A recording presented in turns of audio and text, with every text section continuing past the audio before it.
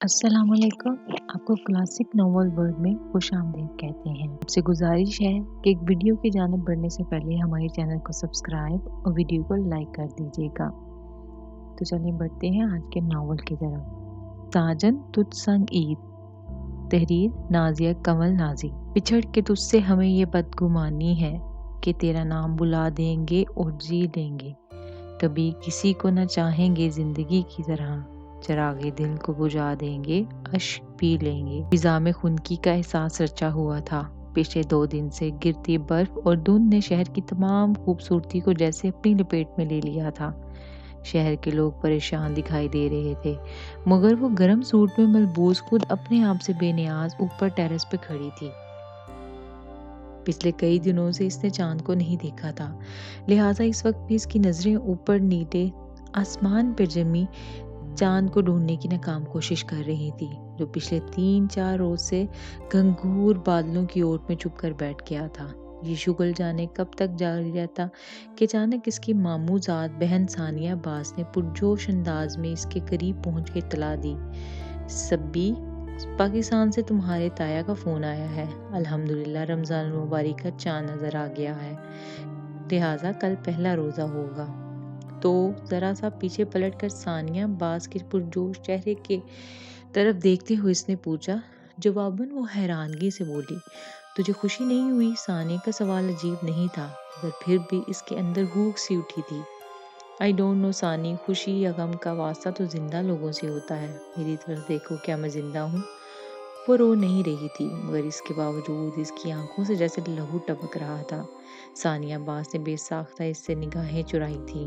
ایسا نہیں کہتے سبی، اللہ ناراض ہوتا ہے۔ مجھ سے تو سبھی ناراض ہیں، یہاں تک کہ میری تقدیر بھی۔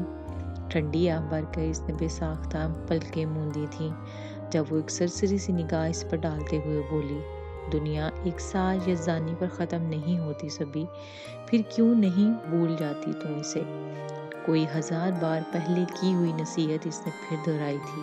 جواب میں سبرینا اذہان کے خشک لبوں پر بکھرنے والی زخمی مسکراہٹ نے اسے مزید تکلیف سے ہمکنار کیا تھا۔ میں اپنے آپ کو عرصہ ہوا بلا بیٹھی ہوں ثانیہ، مگر وہ مجھے کبھی میں اپنے آپ کو عرصہ ہوا بلا بیٹھی ہوں ثانیہ، مگر وہ مجھے خود کو بھولنے نہیں دیتا ہے، بے بس کر کے رکھ دیا ہے اس نے مجھے۔ اس بار وہ لب بھینچتے ہوئے رو پڑی تھی۔ اٹس اوکے، چل نیچے، تجھے پھپھو بلا رہی ہیں، شاید کوئی ضروری بات کرنی ہے تجھ سے۔ ثانیہ عباس اس کی ماں کے منہ بلے بھائی کی بیٹی تھی۔ یہ لوگ شروع سے امریکہ میں مقیم تھے، تاہم سبرینا سے ملنے وہ کبھی کبھی اس کے پاس ان کے گھر آ جاتی تھی۔ سبرینا کی محبت کا ایک راز اس پر منکشف تھا، تاہم وہ ہمیشہ اسے کچھ بھی مثبت سمجھانے میں ناکام رہی تھی۔ اس وقت بھی وہ جانتی کہ جتنا وہ اس موضوع کو کرے دے، سبرینا اذہان کو اتنی ہی تکلیف کا سامنا کرنا پڑے گا، لہٰذا اس بار ایک مرتبہ پھر اس نے فوراً بات کو بدل دیا تھا۔ سبرینا آنسو پہنچ کر ثانیہ کے ساتھ نیچے ہال میں آئی تو اماں تسبیح ہاتھ میں لیے وظیفہ پڑھتے ہوئے اسی کی راہ دیکھ رہی تھی۔ آپ نے مجھے بلایا اماں؟ صوفے پر ان کے مقابل بیٹھتے ہوئے اس نے پوچھا تھا، جب وہ وظیفہ ختم کر کے خود پر پھونک مارتے ہوئے اس کی طرف متوجہ ہو کر بولی، ہاں تیرے تایا کا فون آیا ہے پاکستان سے، اس بار یہ عید ہم پاکستان میں ہی منائیں گے۔ لیکن کیوں اماں، ہم یہاں ہی ٹھیک ہیں۔ ہمیشہ کی طرح پاکستان کا نام سن کر اس کے لہجے میں گہرا اضطراب در آیا تھا۔ تبھی اماں خفگی سے اس کی طرف دیکھتی ہوئی بولی، تو ٹھیک ہوگی، مگر میرا یہاں پل پل تھم گھٹتا ہے، جدھر دیکھو بے حیائی کے چلتے پھرتے اشتہار دیکھنے کو ملتے ہیں۔ میں مزید یہاں نہیں رہنے کی، لیکن میں آپ کے ساتھ نہیں جاؤں گی اماں۔ اس کا دل ایک دم سے اتھل پتھل ہو رہا تھا، مگر اس بار اماں نے اس کی ایک نہیں سنی۔ چپ رہ، تو کیسے نہیں جائے گی؟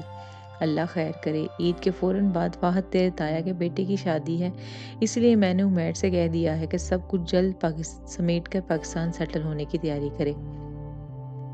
اپنا ملک آخر اپنا ہوتا ہے، میں یہاں پرائی زمین میں دفن نہیں ہونا چاہتی۔ اماں کے اپنے ہی نظریات تھے، لہٰذا وہ آنکھوں میں آنسو لیے اس کے پاس سے اٹھ آئی۔ اوپر اپنے کمرے میں آ کر وہ ایک مرتبہ پھر پھوٹ پھوٹ کر رو پڑی تھی۔ میں تمہارا سامنا نہیں کرنا چاہتی سعد، میں نہیں ملنا چاہتی میں دوبارہ تم سے، پھر یہ لوگ مجھے کیوں توڑ دینے پر پھر یہ لوگ کیوں مجھے توڑ دینے پر ضد ہو گئے ہیں؟ بے بسی سے تکیے پر بکے برساتی ہوئے وہ شدت سے رو پڑی تھی، مگر دل کا درد تھا کہ بجائے کم ہونے کے مزید بڑھتا ہی چلا جا رہا تھا۔ اس طرح کے عالم میں بے خود ہوتے ہوئے وہ پھر رو دی۔ کمرے کے ملجگے سے ماحول میں جیسے اداسی سی بکھرنے لگی تھی۔ در قطار اس کی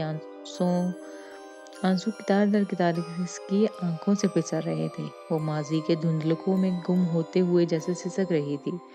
اف، اتنی گرمی، اوپر سے پیدل مارچ کرتے ہوئے میلوں کے فاصلے پر گھر پہنچنا۔ ندا، مجھے سنبھال یار، میں بے ہوش ہونے لگی ہوں۔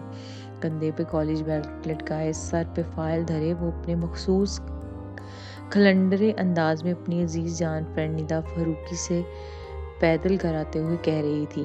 جب ندا چڑھ کر بولی، اچھا ہے تو یہاں بے ہوش ہو کر گر جا، شاید اسی بہانے کوئی شریف آدمی ہمیں مفت لفٹ دے کر گھر پہنچا دے۔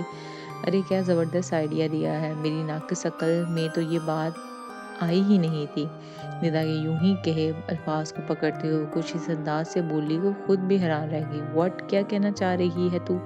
کہنا نہیں، کچھ دکھانا چاہ رہی ہوں۔ دیکھ، کوئی اچھی سی گاڑی والا شریف بندہ ہمارے قریب سے گزرا تو میں جان بوجھ کر اس کی گاڑی سے ٹکرا جاؤں گی، اور جھوٹ موٹ بے ہوشی کا ناٹک بھی چلے گا، اس پر تم ویلا مچا دینا۔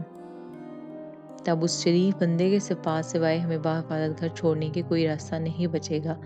نہ بابا نہ، اس کھیل میں رسک بہت ہے۔ ایک تو مجھے سیریسلی چوٹ لگنے کا خطرہ ہے، دوسرا ہم کسی پہ اعتبار نہیں کر سکتے۔ اب کسی کے چہرے پر تو نہیں لکھا ہوتا کہ وہ شریف ہے۔ او مائی گاڈ، تو اتنا ڈرتی کیوں ہے؟ یار میں ہوں نا تیرے ساتھ، کچھ نہیں ہوگا۔ اب وین چوری ہے تو اس کا خمیازہ بھی بھگتنا ہی پڑے گا۔ اس کا اپنا ہی مخصوص انداز ہوتا تھا، از حد معصومانہ اور بے باک۔ ندا اس کے برعکس قدرے ڈرپوک تھی، لیکن اس وقت شدید گرمی میں مزید پیدل چلنا خود اس کے بس سے باہر ہو رہا تھا۔ سو دل ہی دل میں ڈرتے ہوئے اللہ کا نام لے کر اس کا ساتھ دینے پر تیار ہو گئی تھی۔ 5-10 منٹ انہیں مزید پیدل چلتے ہوئے گزر گئے تھے، تب اچانک ایک بلیک شرارڈ قدرے سلو رفتار میں آئی۔ جو ہی نے دکھائی دی، سبرینا ندا کو باخبر کر کے تیزی سے بھاگتے ہوئے اس کی طرف لپک آئی۔ سر شکر کہ گاڑی ڈرائیو کرنے والا مکمل طور پر باخبر تھا، وگرنہ یہ ڈرامہ اسے مہنگا بھی ہو سکتا تھا۔ ایک گاڑی ایک جھٹکے سے رکی تھی۔ اس میں سے ایک گرے 3 پیس سوٹ میں ملبوس ایک نہایت ڈیشنگ پرسنالٹی والے شخص نکل کر تیزی سے سبرینا کی طرف بڑھا تھا، جس کے ماتھے پر واقعی چوٹ لگ گئی تھی۔ او مائی گاڈ، میری دوست کو زخمی کر ڈالا آپ نے، میں ابھی پولیس کو فون کر کے آپ کو گرفتار کرواتی ہوں۔ سبرینا کو ماتھا پکڑے کر ہاتھے دیکھ کر ندا نے فوراً اپنا کردار ادا کیا۔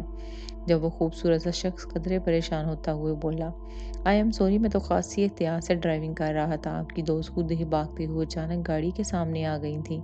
ایک تو چوری، اوپر سے سینہ زوری۔ میں کچھ نہیں جانتی، فوراً گھر چھوڑ کر آئیں، وگرنہ بڑے امیر باپ کی بیٹی ہے میری دوست، آپ کو جان چھڑوانی مشکل ہو جائے گی۔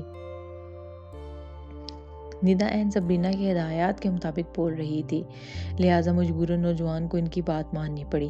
اچھی زبردستی ہے، زیر لب بڑبڑا کر اس نے گاڑی کا پیچھے دروازہ کھولتے ہوئے کہا تھا، جب سبرینا کو سنبھال کر فوراً اندر برجمان ہوگی۔ تپتی دھوپ میں ایئر کنڈیشنڈ گاڑی کی ٹھنڈک نے گہرا سکون بخشا تھا۔ اف، ماتھا کتنی بری طرح چھل گیا تھا، آنٹی دیکھیں گی تو کلیجہ منہ کو آ جائے گا ان کا۔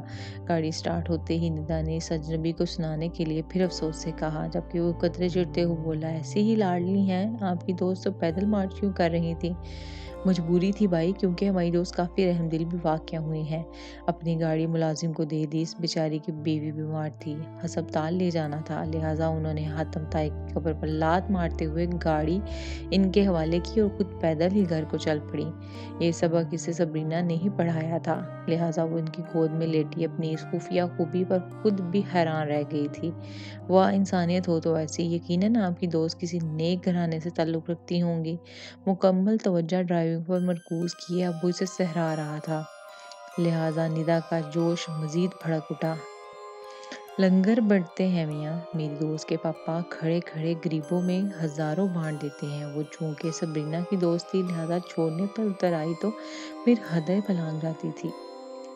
زبردست اتنی معزز و امیر لڑکی آج مجھ سے ٹکرا گئی، میں تو اسے خوش نصیبی ہی سمجھوں گا۔ پتہ نہیں وہ واقعی اس کی گفتگو سے متاثر ہو رہا تھا یا انہیں مکھن لگانے کی کوشش کر رہا تھا۔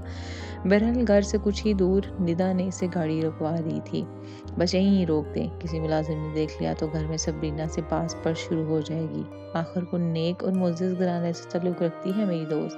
سبرینا کا دل چاہ رہا تھا کہ آج اتنی کامیاب اداکاری پر اس کا منہ چوم لے، مگر فی الحال وہ اس پوزیشن میں نہیں تھی، لہذا خاموشی سے گاڑی سے اتر آئی۔ سوری اگین میم، میرا خیال ہے زخم زیادہ گہرا نہیں ہے، لیکن پھر بھی آئندہ سڑک کراس کرتے ہوئے احتیاط کیجیے گا۔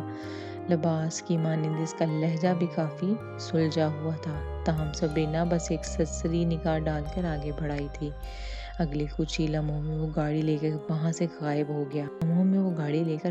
گیا تو دونوں دوست ایک دوسرے کے ہاتھ میں ہاتھ مار کر خوشگوار انداز میں کھلکھلا اٹھیں۔